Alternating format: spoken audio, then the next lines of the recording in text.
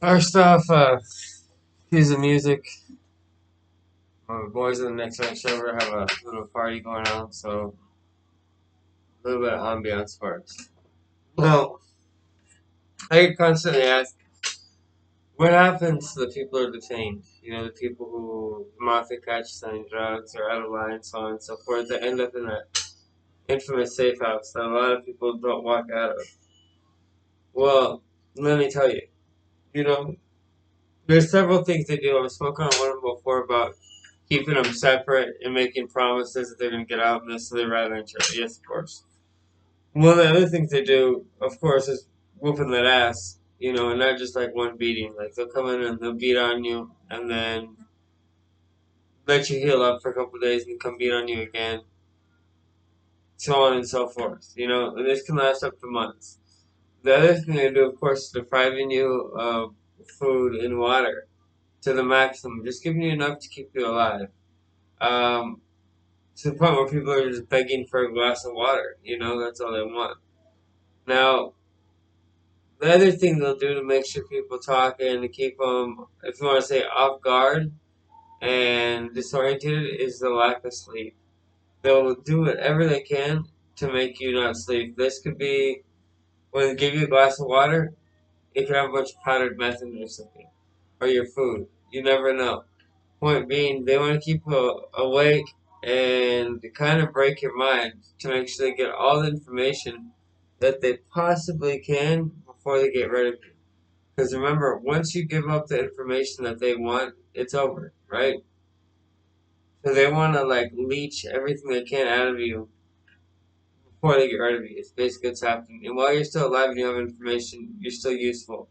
The moment that, well, you give up the information, you are no longer useful to them, and we all know what happens. Now, when this happens, a lot of these people, of course, end up in mass graves.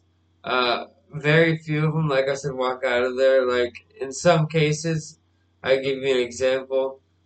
Someone was picked up and accused of breaking into car windows, and after investigating for a little bit, they found out it wasn't him.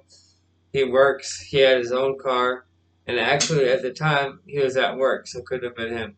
There are situations like that, and the good thing, at least, I used to say within a lot of mafias, at least they investigate.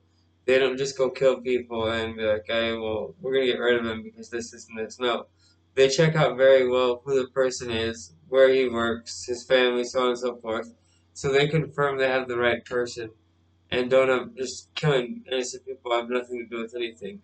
Because the problem with that is, on top of the fact it's morally wrong and everything, you turn the population against you. You start killing random people or random family members. People are huevo. They want revenge, you know. And by doing your homework and doing things right, you can prevent that from happening. And I'm not saying, obviously, it's wrong. I'm not saying any of this is right. Obviously, this is wrong. It's killing people. But the fact they at least check out who they are and aren't killing innocents makes a big difference because, as we all know, in all war, innocent people suffer more than anyone. So sometimes it's refreshing to see someone go out of their way to make sure they do not hurt innocents. And, you know, kudos to them for doing that as far as keeping innocent people out of this and keeping this conflict between men like it should be. Now, I hope that this whole situation changes, but we obviously know it isn't going to change. And this whole thing with safe houses and keep people detained in large quantities and these mass graves isn't going to stop. It's not going to slow down. In fact, it's only going to speed up, my friends. So, let me know what you guys think down below. Do you think the process of them investigating is worth it, or do you think they should all just be killed, or what do you guys think? Um, Interesting, you know. It's very interesting because it's a whole different world, a whole different justice system, if you want to call it that. And I guess it is the ultimate justice because it brings people to the very end, you know. It's the ultimate decision. And it's a decision, you know, that should be ours to make. It should be the man upstairs who decides when we go. But a lot of people don't follow those laws, right? They follow their own laws. You guys listen.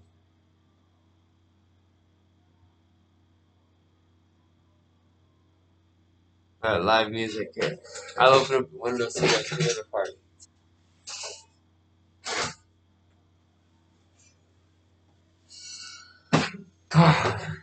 Nice sometimes to hear live music, you know? A different vibe.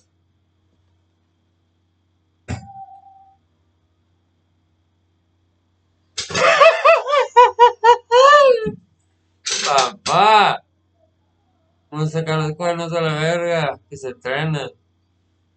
Que con la nariz empolviada se trena la corta maciza. Playing with you guys, just playing.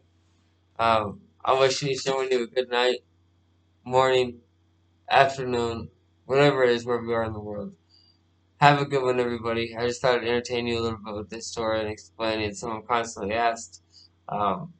Wish each and one of you a superb one. Adios, amigos. Salve, hasta la próxima.